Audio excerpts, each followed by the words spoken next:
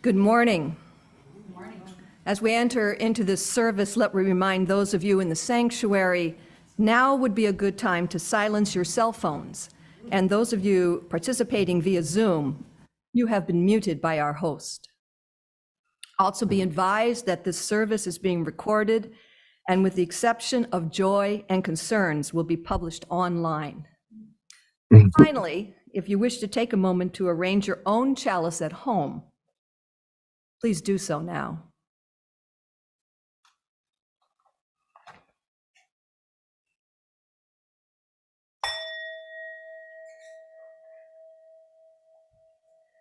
But to enjoy the world requires something more than mere good health and good spirits. For this world, as we all now surely know, is horrendous. All life, said the Buddha, is sorrowful, and so, indeed it is. Life-consuming life, that is the essence of its being, which is forever a becoming. The world, said the Buddha, is an ever-burning fire, and so it is. And that is what one has to affirm with a yea and a dance and a knowing, solemn, stately dance of the mystic's bliss beyond pain that is at the heart of every mythic rite. From Joseph Campbell, Myths to Live By. Kat Lekic will light the chalice here in the sanctuary, and those of you who are home are invited to light your own chalice now.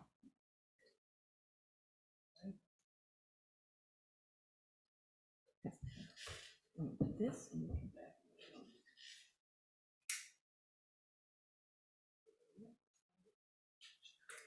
Yes. Do we want to light our chalice? That's what you're doing. Oh. Yeah. For the gift of this day and for our community of spiritual nurture and compassion, we give thanks. We light this chalice as a symbol of our faith. May our many sparks meet and merge in communion of heart and soul. Before we sing the first hymn, let me remind our remote participants to leave yourselves muted. However, we want you and whoever is with you to sing with us as big and loud as you like. So make it a joyous experience. Please stand in body and or spirit and sing the opening hymn, Let It Be a Dance, number 311. And for anybody who would like a book, we have the hymnals that you can, anybody need a book? Okay, thank you.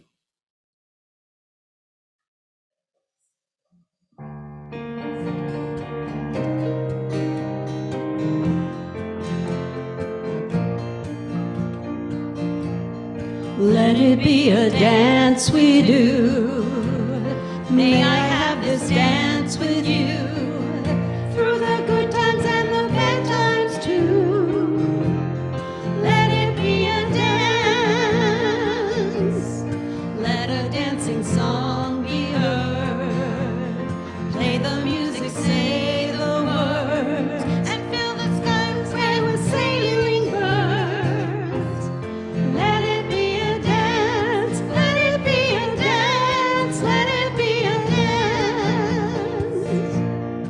Learn to follow, learn to lead.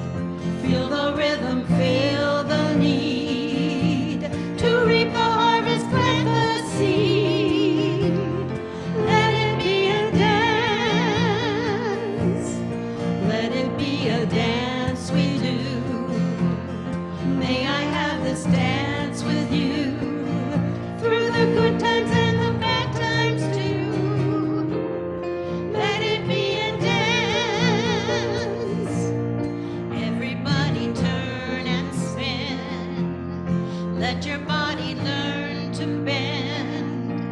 And like a willow with the wind, let it be a dance. Let it be a dance. Let it be a dance.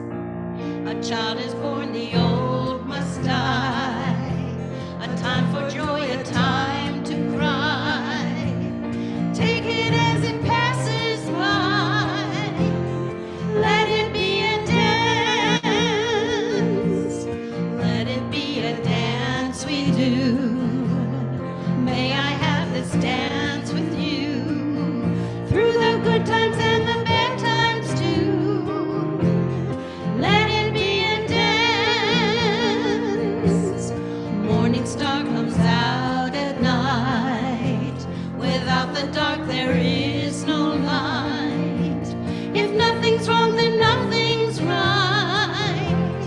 Let it be a dance, let it be a dance, let it be a dance. Let the sunshine, let it rain. Share the laughter, bear the pain. And round we go again.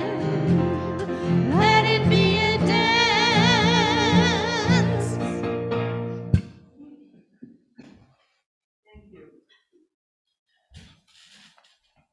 Welcome and good morning. Welcome to the Unitarian Universalist community of Cambria. We are glad you have joined us today. Our UU sanctuary sits on land that the Salinan and Chumash indigenous peoples historically inhabited. We honor their contribution to this region and give thanks for the opportunity to gather faith on their unceded territory. Let us respect their legacy and protect their history as we occupy this sacred space. As the Unitarian Universalists, we celebrate religious diversity and welcome all who journey in search of faith and spirituality.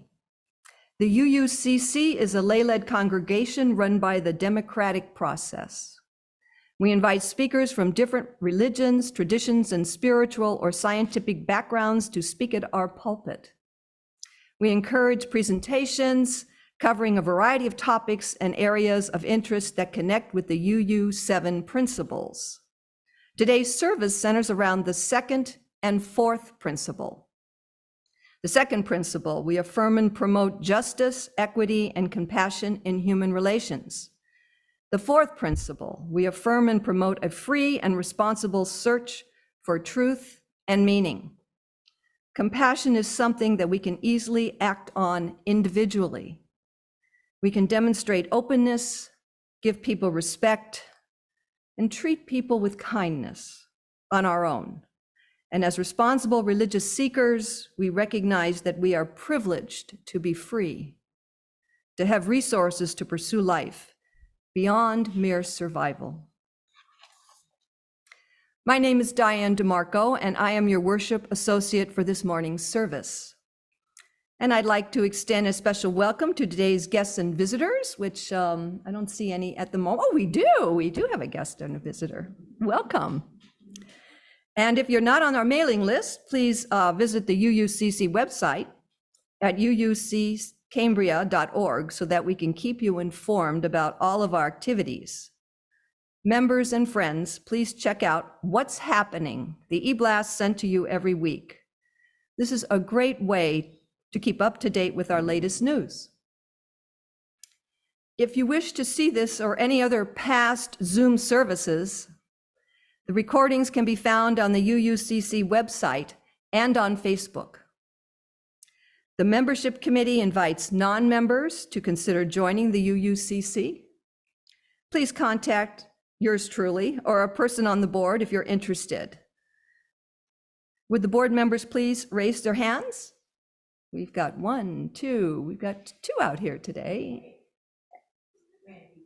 And Randy in the other room. And anybody in Zoom land? Okay. Yeah. Janet. So again, good morning and welcome to everyone. The affirmation is both a recognition of the nurture of this community as well as a promise to which we aspire. Let us now recite the UU affirmation. Love is the spirit of this church, and service is its prayer. This is our great covenant, to dwell together in peace, to seek the truth and freedom, and to help one another. We set aside this time now for any announcements that would be of interest to our UU community members and friends. Please keep your items short and to the point. If something needs more explanation, contact the person after the service. If you'd like to make an announcement, please raise your hand, and when Randy or I call your name, please step up to the podium or unmute yourself and then speak. Yes.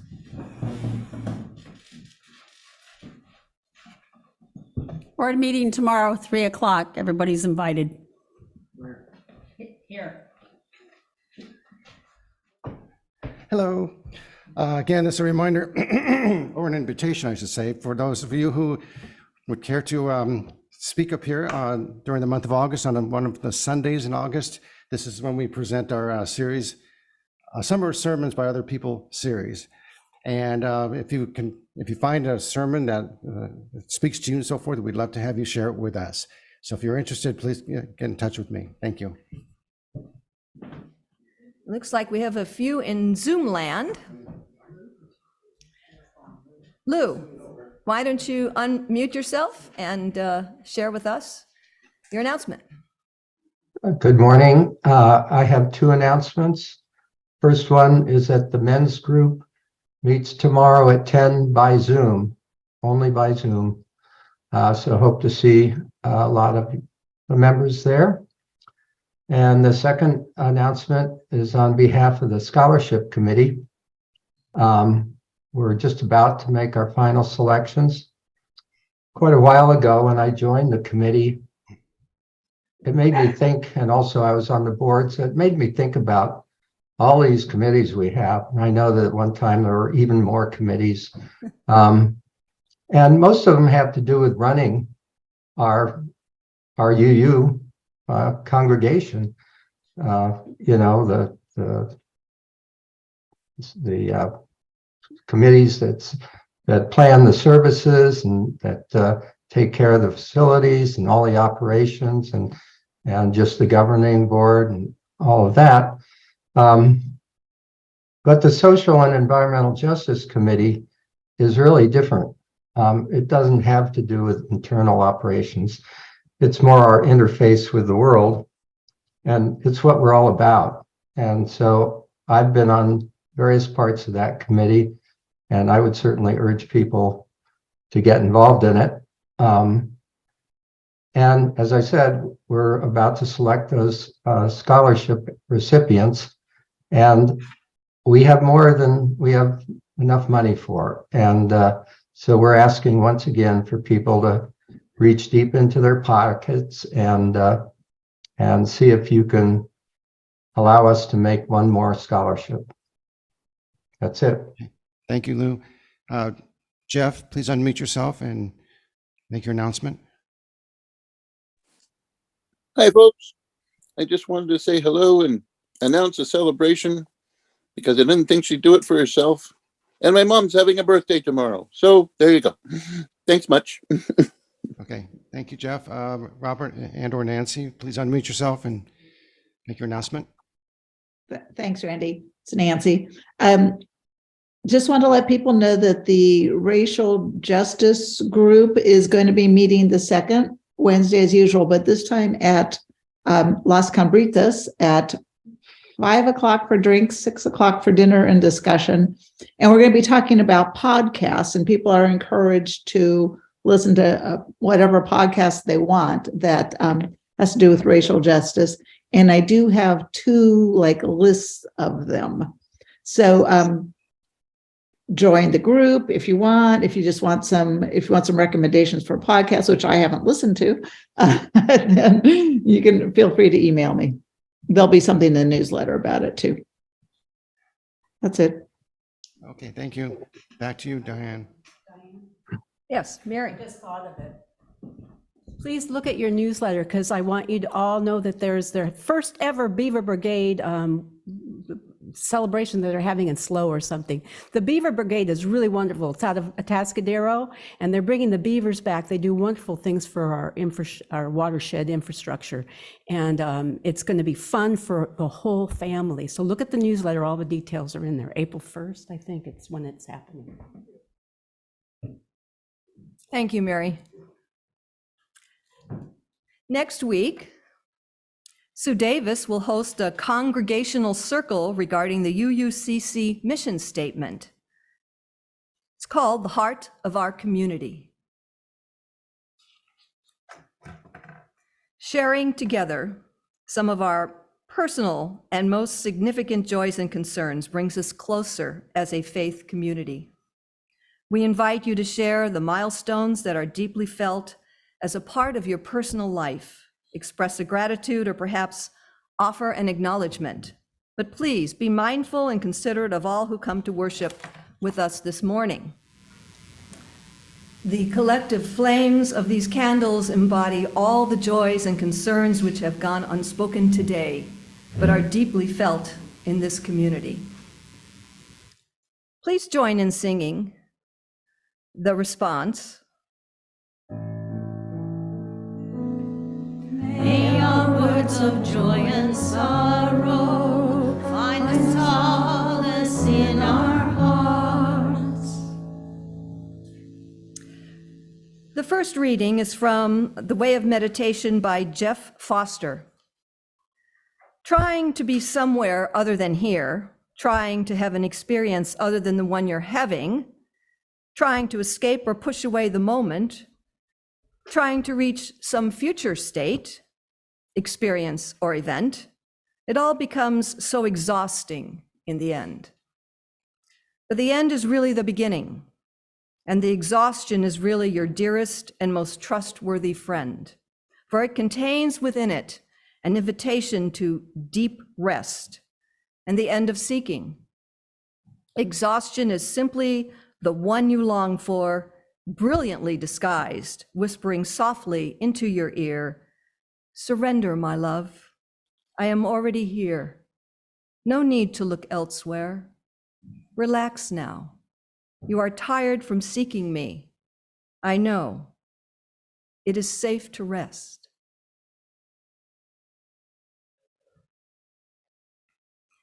As we move into a time of silent reflection, I invite us to get comfortable in our seats and close our eyes, taking a few deep breaths together. Inhale and exhale. As we breathe and release, let the words of poet Nikki Giovanni wash over you. She speaks so beautifully to self-compassion in her poem, Choices.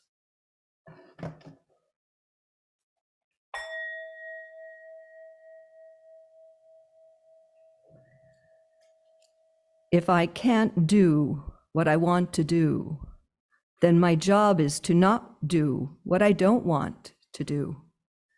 It's not the same thing, but it's the best I can do. If I can't have what I want, then my job is to want what I've got and be satisfied that at least there is something more to want, since I can't go where I need to go, then I must go where the signs point, though always understanding. Parallel movement isn't lateral. When I can't express what I really feel, I practice feeling what I can express. And none of it is equal, I know. But that's why mankind alone among the animals learns to cry.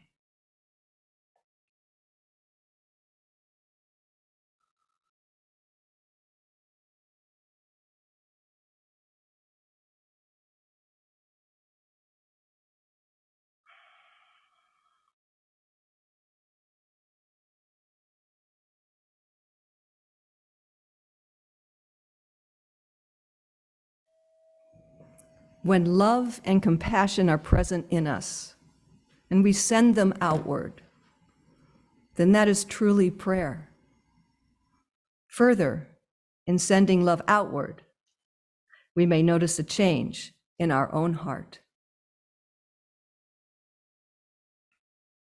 The second reading is titled Peace in This Moment Without Judgment by Dorothy Hunt. Do you think peace requires an end to war? Or tigers eating only vegetables? Does peace require an absence from your boss, your spouse, yourself? Do you think peace will come some other place than here? Some other time than now? In some other heart than yours? Peace is this moment without judgment. That is all. This moment in the heart space where everything that is welcome. Peace in this moment without thinking that it should be some other way, that you should feel some other thing, that your life should unfold according to your plans. Peace in this moment without judgment, this moment in the heart space where everything that is welcome.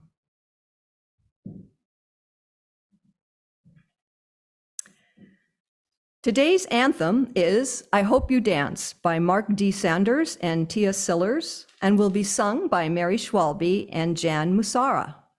You are welcome to sing along if you wish.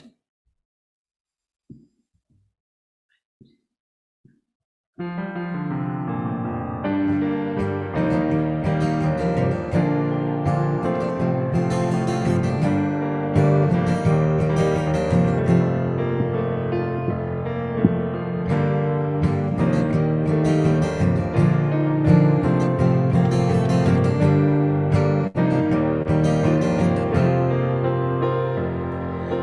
hope you never lose your sense of wonder.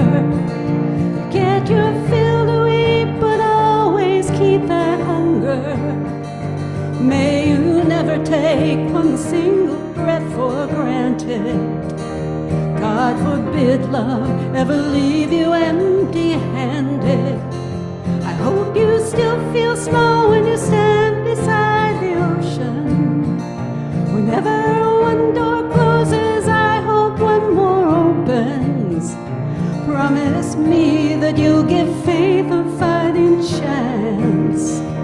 And when you get the choice to sit it out or dance, I hope you dance. I hope you dance. I hope you never fear those mountains in the distance. Never settle for the path of least resistance. Living might mean taking chances, but they're worth taking. Loving might be a mistake, but it's worth making. Don't let some hell-bent heart leave you bitter. When you come close to selling out, reconsider. Give the heavens above more than just a passing glance. And when you get the choice to sit it out or dance, I hope you dance.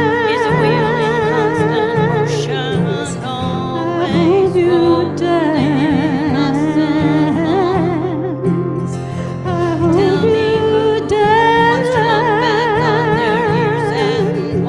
I hope you dance.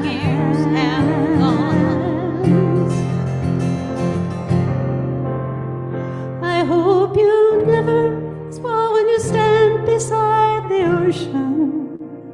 Whenever one door closes, I hope one more opens. Promise me that you'll give faith a fighting chance. And when you get the choice to sit it out or dance, dance. I hope you dance. I hope you dance. I hope you rolling us along. I hope you dance. Wants to look back on their years and wants to know where those years have gone. I hope you dance.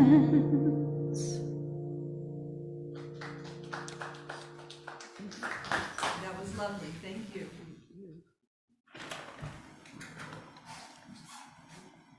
Today's sermon is titled Face the Music and Dance, to be delivered by Michael Eselun. Michael Eselun serves as the chaplain for the Sims-Mann UCLA Center for Integrative Oncology. Two-time TEDx speaker, Michael speaks extensively to healthcare professionals, patient populations, and faith communities across the country. He's also worked as an activist educator addressing anti-LGBTQ bias in the larger community for over 30 years. Michael was recently inducted into the UCLA Semel Institute Eudaimonian Society in recognition of having lived a meaning-driven life. He has 4 volumes of CDs available for purchase. Contact Michael through his website, which is www.michaeleselun.com. Michael. Good morning. There is so much wisdom out there, particularly within the Eastern traditions, that would encourage us to pursue acceptance, equanimity, as a pathway to inner peace, maybe even to enlightenment. In fact, there's a Zen maxim that would say that the great way is easy for one with no preferences. Simple, right?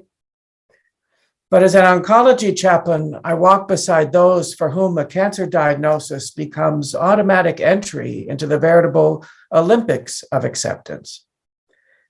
And Zen master be damned, I would say that everyone I have ever walked beside most certainly had their preferences, and they would have preferred anything other than this. Stage 4 cancer, really? I'm supposed to accept this? I can't accept that it happened to me, that it happened to my family. I want my old life back.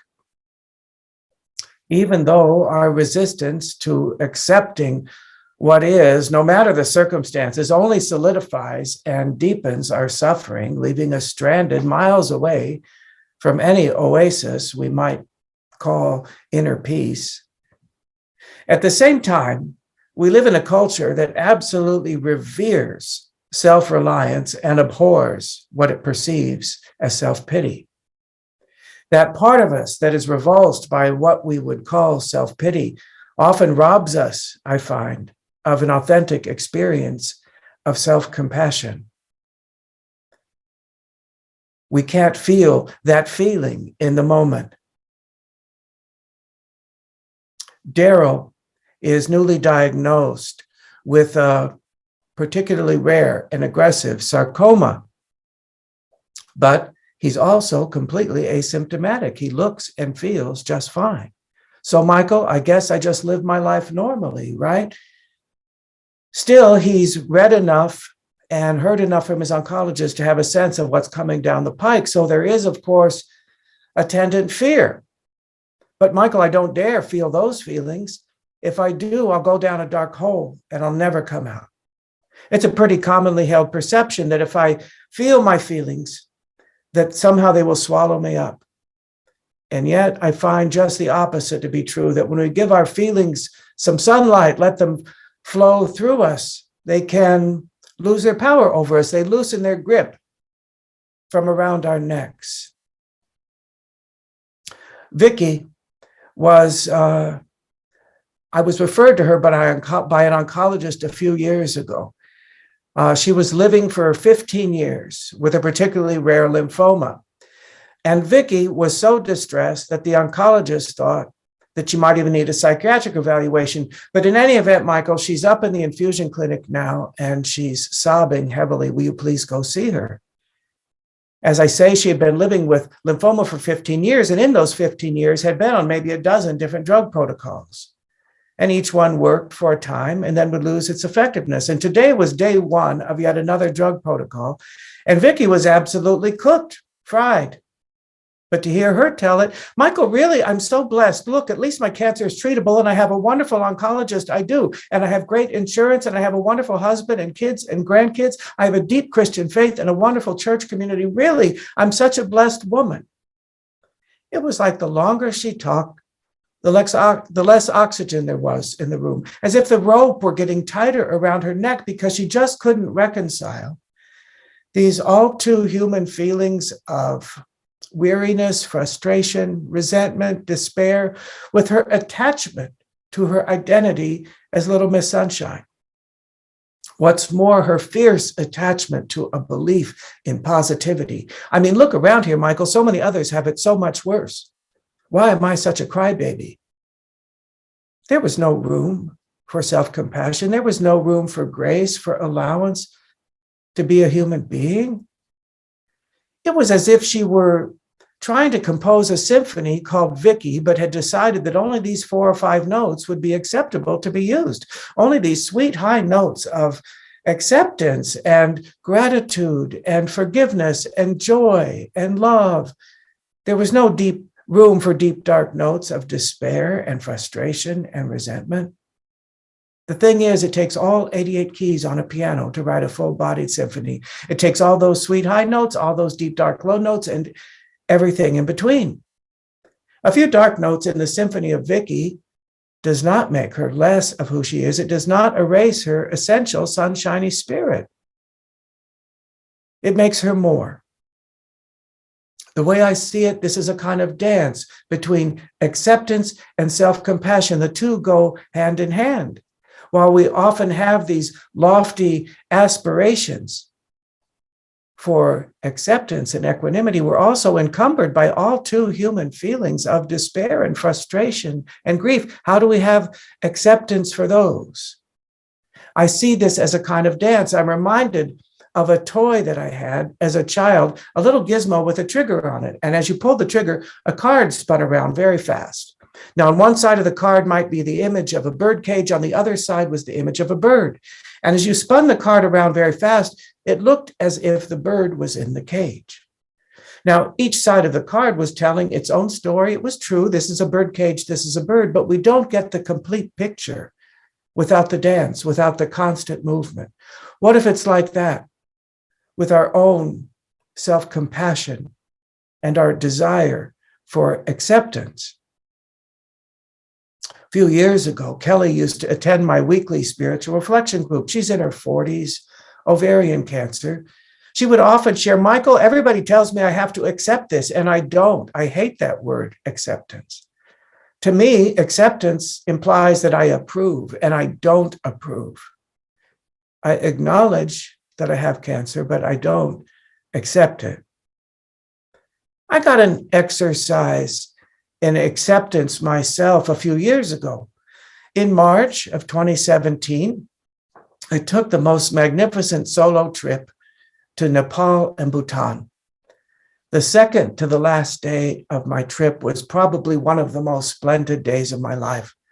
Along with my beloved guide and friend Sai Wang, we climbed up a mountain to visit Tiger Nest Monastery, a magnificent 17th century Buddhist monastery, perilously hanging off the side of a mountain with this magnificent view of the Paro Valley. The only way to reach the temple is to climb. And it's a site of sacred pilgrimage for Bhutanese people. All are expected to make that pilgrimage at some point in their lives, if they can.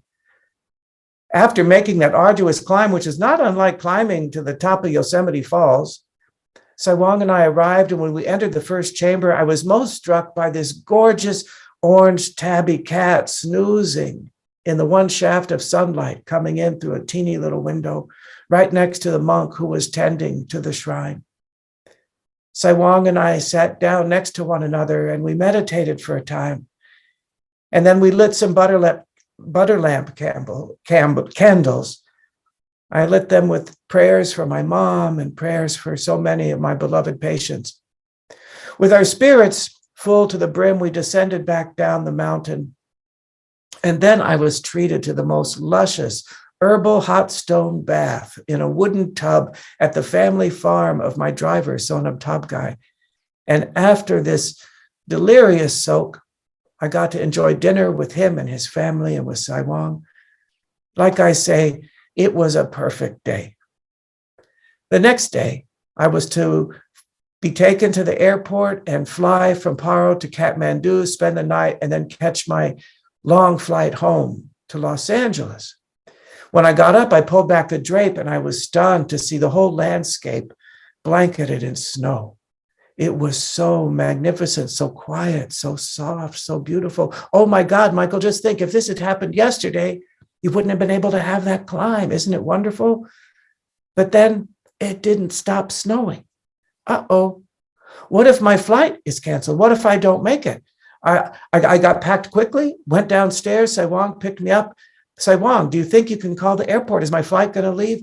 No, Michael, you cannot call the airport. You must go in person. And I'm sorry to say that I'm not allowed to go in the terminal with you, that you must go in alone. So it will be goodbye when I drop you off.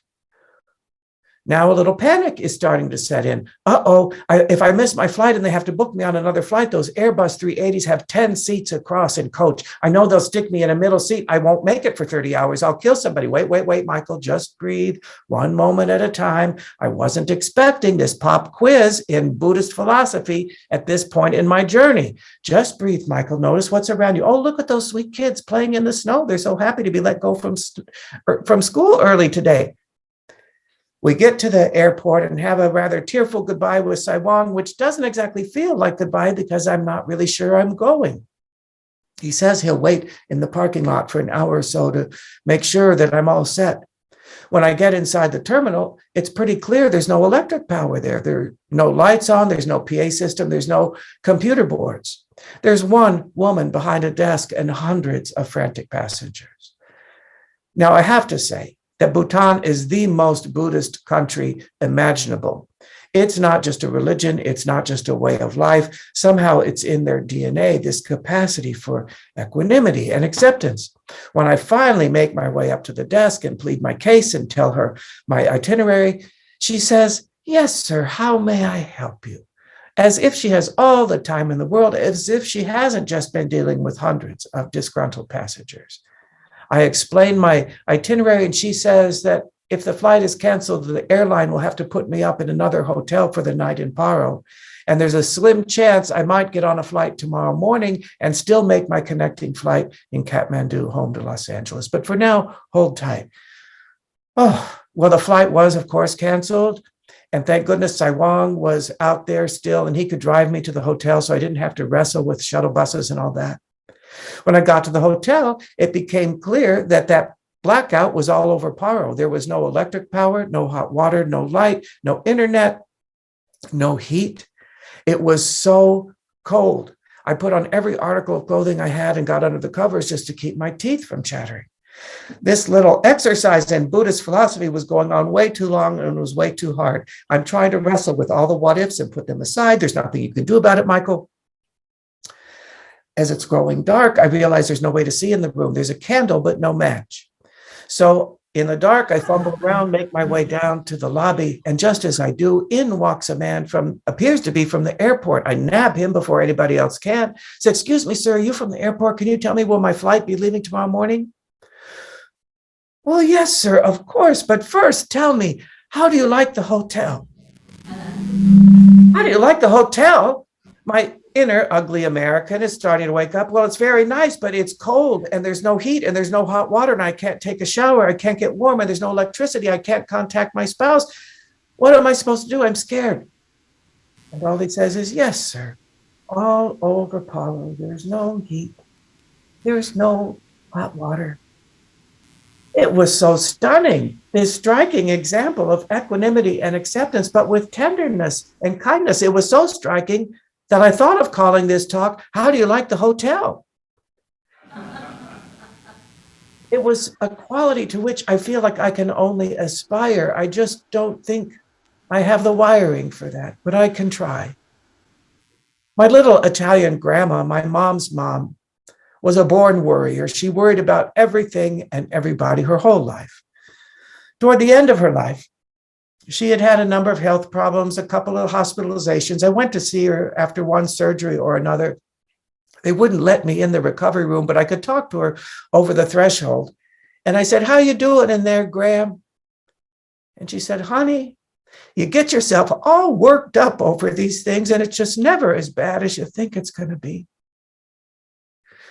A whole lifetime had to be lived to reach that wisdom. A few years later, I got to have another exercise in self-compassion this time. It was January 3rd, 2020, my first day back to work after the holidays. I was in the infusion clinic in Santa Monica, driving home eastward on Santa Monica Boulevard.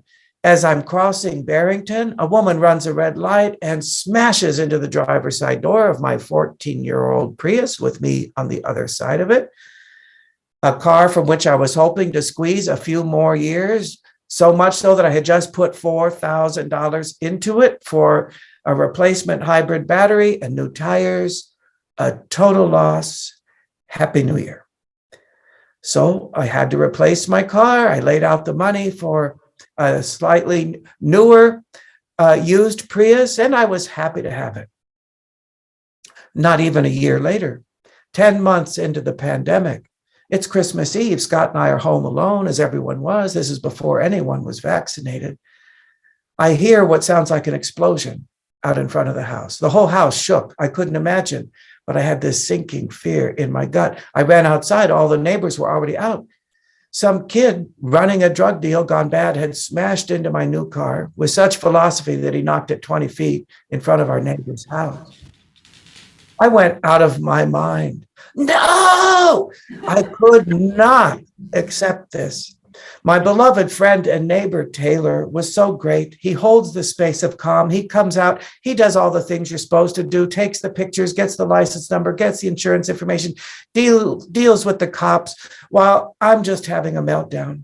He keeps saying, it's okay, Michael. It's okay, Michael. It's okay. Quit saying that, Taylor. There's absolutely nothing about this that's okay. God bless Lisa from across the street. She came up beside me and said into my ear, Michael, you're absolutely right. Nothing about this is okay. Sometimes you just need your feelings affirmed, you know? Aside from having little capacity to accept this situation, I have such little capacity for what I perceive as injustice, particularly spiritual injustice. I mean, look at what I do for a living. Is it too much to ask that after having my car totaled and being injured and laying out thousands of dollars for a replacement car, that I could keep that car nice for longer than 10 months? Apparently, yes. And everyone I told about my loss responded, as you might assume, except Scott. Well, Michael, just be glad you weren't in the car. It's just a car. It's only material things. It's just money. And the more I heard it, the more I wanted to kill people. And the more I judged myself because I knew they were right, but I couldn't come close to that feeling at all. This was so much deeper than about the car. In fact, it took me a good week rather, to come up with a word for how I felt. Forsaken. I felt forsaken, spiritually abandoned. And because it was holiday time, the insurance company took over a week to come tow the car away. So every time I left the house to get the paper, walk to the store, get the mail, I'm confronted by this wreckage in front of me, by this loss, by the spiritual injustice, by the violence of it. And when they finally did come to tow the car away, I shocked myself. I just sobbed, as if they were wheeling my dead mother out of the room. And I'm not a car person. I didn't understand it. I went inside the house and just cried. Scott just held me. I was embarrassed. I said, Scott, you know this isn't about the car, right? He said, I know. I'm a swimmer. I swim every day, religiously. And during the pandemic, it presented quite a challenge to maintain my swimming regimen. I was schlepping all over town to community pools that might be open for a time. I was driving out to Glendale because their community pool was open, observing strict precautions. Every day I had to scramble to get a reservation to swim for a measly 45 minutes. I'm driving home from the pool. I'm so thoroughly disgusted with myself for being unable to let go of this and get past it. I'm having a good talk with myself. I'm driving down Forest Lawn Drive past two enormous cemeteries, Mount Sinai and Forest Lawn. I'm saying, look, Michael, there's hundreds of thousands of dead people up there. They'd give anything to be back in a body and be wrestling with something as stupid as your car. Doesn't that put this into perspective? No. And in that moment, a light bulb went on. Wow. If that comparison doesn't unlodge my stuckness, then maybe I have to honor the depth of this wound, to stand in awe of it. And maybe what's required is self-compassion, without judgment, without the need to compare. And with that awakening, I found something shift, and I could inch a little bit more closely toward something we might call acceptance. It can be hard to allow ourselves to feel really deep, dark, uncomfortable feelings, betrayal, anger, resentment, grief, sorrow, particularly when we want so desperately to be strong and to move on, particularly when our feelings are not congruent with our cultural expectations and values. But the feelings are not going away. So I do believe the pathway through is through that doorway of self-compassion, and to dance with it. Not just to dance with this circumstance, but to dance with all the attendant feelings. I love old songs. I've come to love them more the older I get. Old songs that I might have called corny once upon a time. I'm moved by the deceptively simple lyrics and how much meaning is in them. Songs by the Gershwins, Rodgers and Hart, Jerome Kern. Irving Berlin was one such a songwriter. Let's face the music and dance before the fiddlers have fled, before they ask us to pay the bill, and while we still have a chance. Let's face the music and dance. So what if I've been diagnosed with terminal cancer or some other tragedy has befallen me? Maybe it's incumbent upon me to face the music, to accept it, yes, if you will. But before the music is over, to dance with it, to dance with all of it, with the circumstances, with all the feelings, with the grief, the sorrow, the despair, but also the hope and the love that might be there after everything else has been burned away. Maybe that's the pathway, because soon we'll be without the moon, humming a different tune. And then there may be teardrops to shed, but while there's moonlight and music and love and romance, let's face the music and dance. So be it.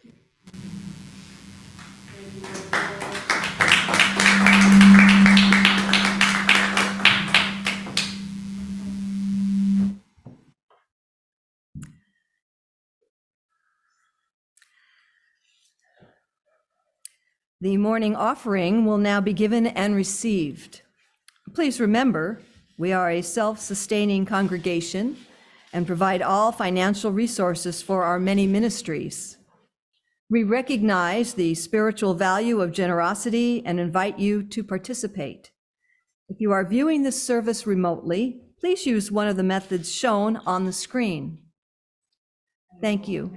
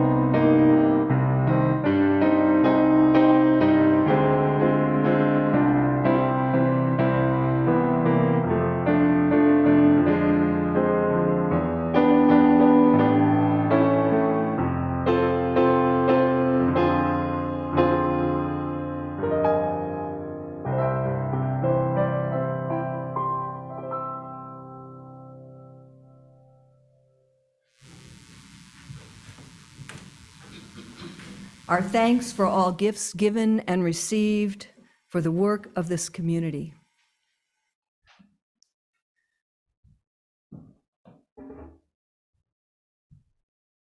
Now let us sing in praise of our UU faith.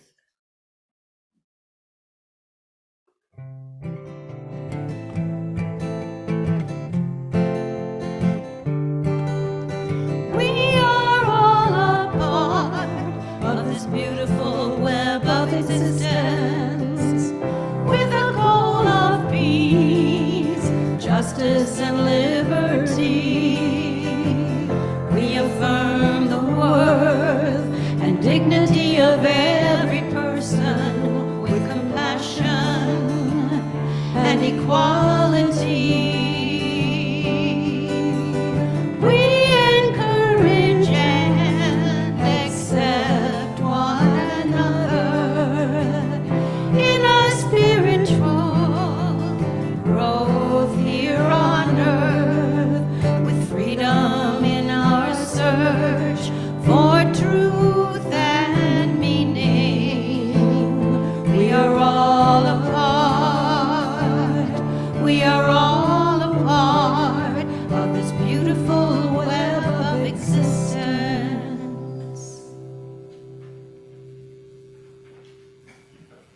Please stand in body and or spirit and sing the closing hymn, For All That Is Our Life, number 128.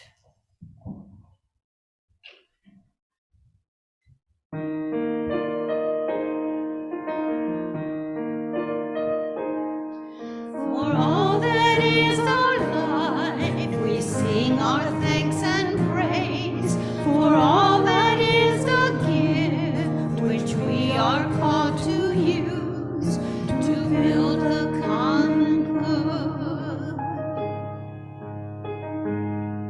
and make our own days glad.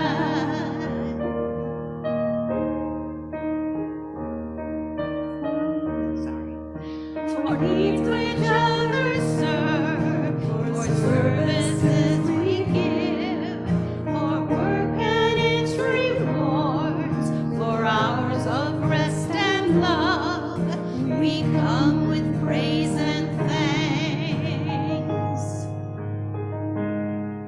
For all that is our life,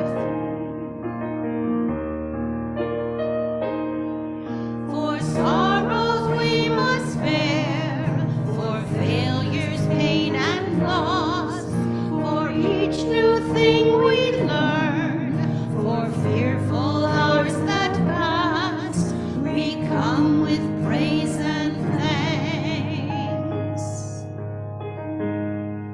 For all that is our life,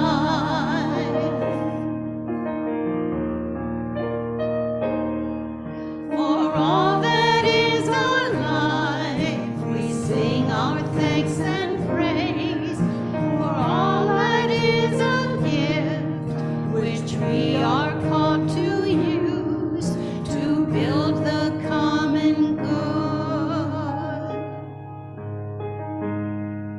and make our own days glad.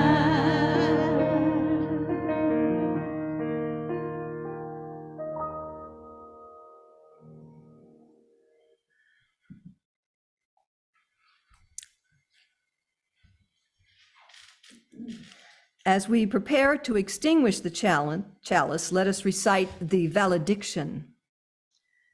We have basked in the warmth and beauty of this flame and this community. As the chalice flame is extinguished, we shall carry its glow onward. Let us kindle new sparks within these walls and beyond. Please extinguish your chalice at home now.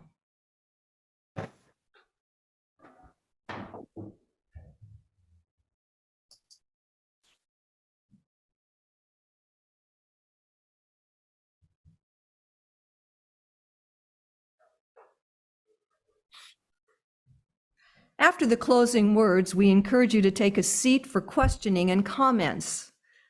Now let's form a circle and join hands.